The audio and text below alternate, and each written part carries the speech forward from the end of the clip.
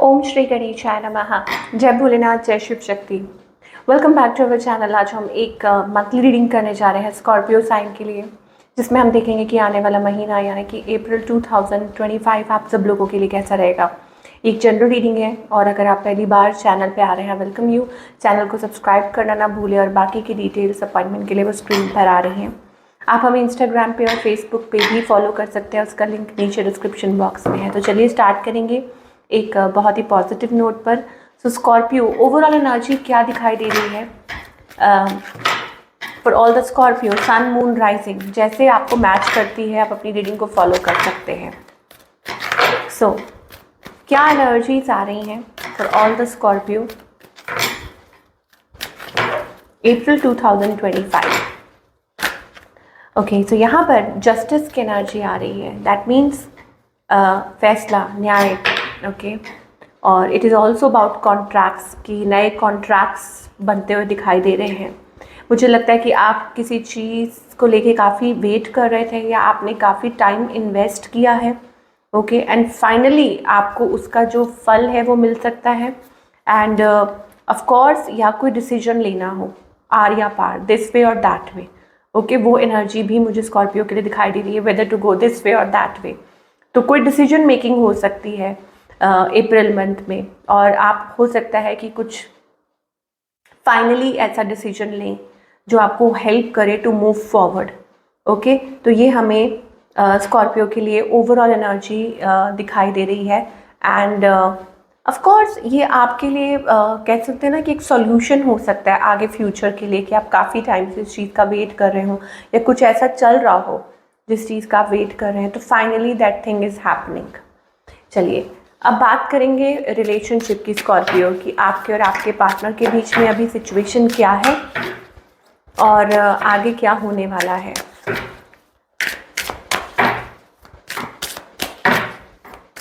Situation क्या है ये देखेंगे आपके और आपके पार्टनर के बीच में for all the Scorpio sun moon rising, जिनके बारे में भी आप सोच रहे हैं। ओके, तो यहाँ पर एनर्जी ऐसी दिखाई दे रही है कि आप फैमिली बॉन्डिंग ऐसा कुछ चाह रहे हैं या stability, you are looking forward for that. हो सकता है कि रिसेंटली आपने अपना माइंड मेकअप किया है किसी चीज़ को लेके, बहुत क्लियर हुए हैं कि ऐसा है कि आप ये चाहते हैं। ठीक है, ये चीज़ हो सकती है, या वेरी क्लियर, आप बहुत क्लियर हो रहे हैं। या ये हो सकता है कि इट्स अबाउट स्टेबिलिटी, कि यस आप अपने काम पे फोकस्ड है, करियर, फाइनेंस, जॉब और फैमिली लाइफ। ओके, चलिए आगे देखेंगे। आपकी एनर्जीज अगर बात करें तो it is about you are stressed. मुझे लगता है आप काफ़ी स्ट्रेस्ड है। क्यों? क्योंकि आप एक बैलेंस चाहते हैं।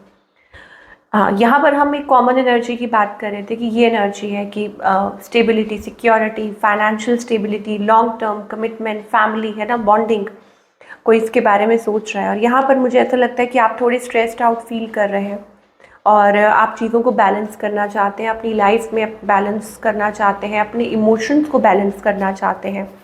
ऑन द अदर हैंड आपके जो पार्टनर है वो वेट कर रहे हैं। आई थिंक ये पर्सन कोई आपसे एज में यंग हो सकता है ये आपका वेट कर रहे हो और टू मैसेज और कॉल और वट एवर, या सोच रहे हैं कि आपको मैसेज करें या कॉल करें। ऐसी एनर्जी हो सकती है, स्पेशली अगर आप किसी यंगर पर्सन के साथ डील कर रहे हैं, फायर और water sign. Okay, outcome situation में मुझे लगता है अभी भी फ़िलहाल एक सन्नाटा सा बना हुआ है, एक चुप्पी सी बनी हुई है। और ऑल्दो मुझे लगता है कि आप इसमें से निकलेंगे जल्दी, लेकिन कुछ के लिए हो सकता है कि इट इज़ अबाउट दैट आप इस चीज़ को ओवरकम करना चाह रहे हैं, साइलेंस को, शेडीनेस को। वो एनर्जी मुझे अगेन दिखाई दे रही है। अगेन वही बात है ना कि सब कुछ डिसीजन पे डिपेंड करता है, या आप ले रहे हैं, आपके पार्टनर ले रहे हैं, दोनों में से कोई। तो you are taking some sort of decision कि आप उसमें से निकलना चाहते हैं। ये एनर्जीज भी हमें दिखाई दे रही हैं। इस पर्सन की इंटेंशंस क्या है और इसका नेक्स्ट मूव इनका आपकी तरफ, आई थिंक वही है कन्फ्लिक्टेड एनर्जी की। वो पास्ट के बारे में सोच रहे हैं, बहुत ज़्यादा पॉजिटिव नहीं है रहा है आप लोगों के बीच में, कुछ भी है कन्फ्लिक्टेड, शेडी है ना। और इंटेंशंस इनकी ये है कि आप अंदाज़ा नहीं लगा सकते कि उनके मन में क्या चल रहा है। ओके, कि वो बहुत ज़्यादा शायद शेडी हैं या मूडी हैं, आपके जो भी पार्टनर है।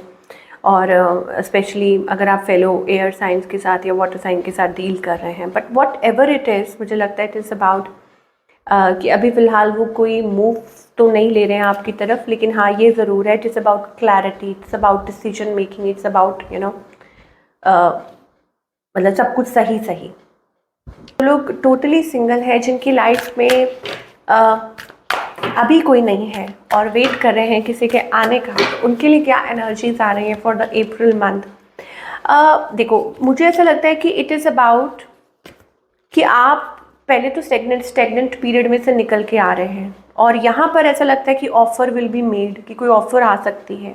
Okay, somebody can be attracted to you, लेकिन आप बहुत टाइम ले रहे हैं सोचने में. क्यों? क्योंकि पहले ही ऐसा कुछ हो चुका है, या स्टिल एक स्टेगनेंट एनर्जी है जो आप आगे लेकर बढ़ रहे हैं, अभी उसमें से निकले नहीं हैं, कुछ था इन द पास्ट. ओके, तो इस वजह से आप बहुत ज़्यादा सोच रहे हैं, सोच विचार कर रहे हैं. बट कहीं ना कहीं I think it is about that कि आउट ऑफ द ब्लू हो सकता है कि कोई ऑफ़र या कोई ऐसा कुछ हो सकता है.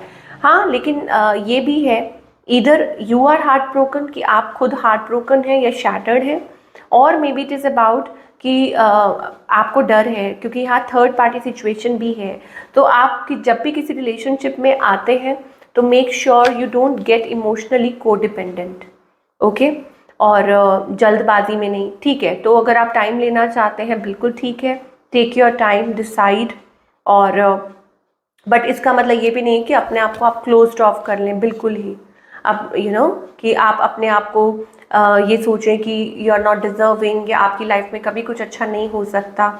Okay, you have to stay positive और अवेयर. पॉजिटिव रहने की ज़रूरत है और अवेयर रहने की ज़रूरत है. तो कहने का ये मतलब है कि बैलेंस रख के चलने की ज़रूरत है, कि ना ही किसी के ऊपर ज़्यादा इमोशनली आपने ट्रस्ट करना है आंखें बंद कर कर, और ना ही इतना ज़्यादा फ्यूचर के लिए डाउटफुल होना है कि आपको लगे कि आप आगे बढ़ ही नहीं सकते. तो ये दो चीज़ें मुझे स्कॉर्पियो के लिए दिखाई दे रही हैं, जो लोग टोटली सिंगल हैं स्पेशली उनके लिए. Now talking about career wise Scorpio क्या एंजल्स क्या आपको सजेस्ट कर रहे हैं, क्या एनर्जीज आ रही हैं, let us find out.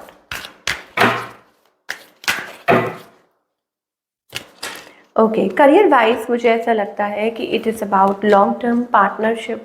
Okay, और हो सकता है it is about taking some decisions.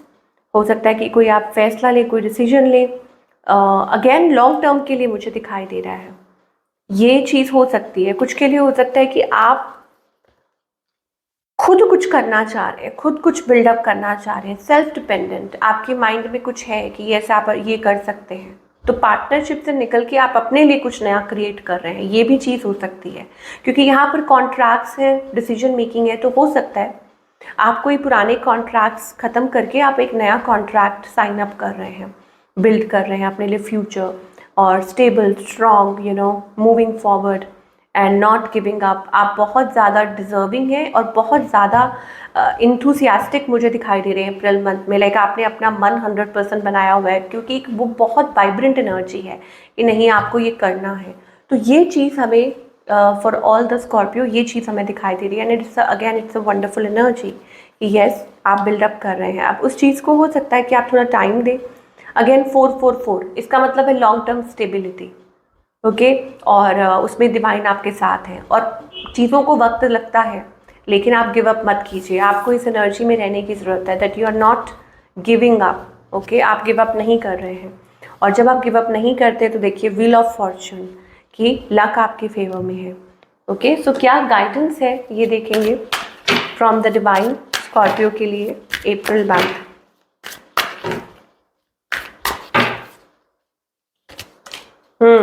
Defensive नहीं होना है. जब भी आपको लगे कि सिचुएशन आपके हाथ से बाहर निकल रही है, तो आप अगेन 444 स्टेबिलिटी, लॉन्ग टर्म. तो पहले आपको खुद को स्टेबल होना है, ग्राउंडेड होना है.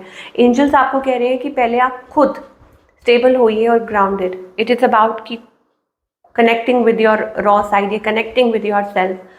Don't let outer forces affect you, कि आउटर फोर्सेज आपको अफेक्ट ना कर पाएँ, ये माइंड में आपको रखना है. ओके, और खुद से फैसला लेना है, और मुझे लगता है it is not about external, it is about internal something. Okay, कि आपको मन पक्का करना है, विश्वास रखना है, भरोसा रखना है, और आउटर जो भी चीज़ें हैं उनको आप अपने आप को रिफ्लेक्ट मत होने दो। And yes, you can do it. अंदर से होता है ना, आपने एक देखा है ना एग, कि वो अंदर से इट इज़ लाइक हिटिंग, और वो हैच होता है और उसमें से वो जो बेबी है वो बाहर आता है एग में से, ठीक है। एग शेल कितना हार्ड होता है। So same it is about that, कि ये एक इंटरनल फोर्स है कि आपको अंदर से कोशिश करनी है कि यस आप कर सकते हैं।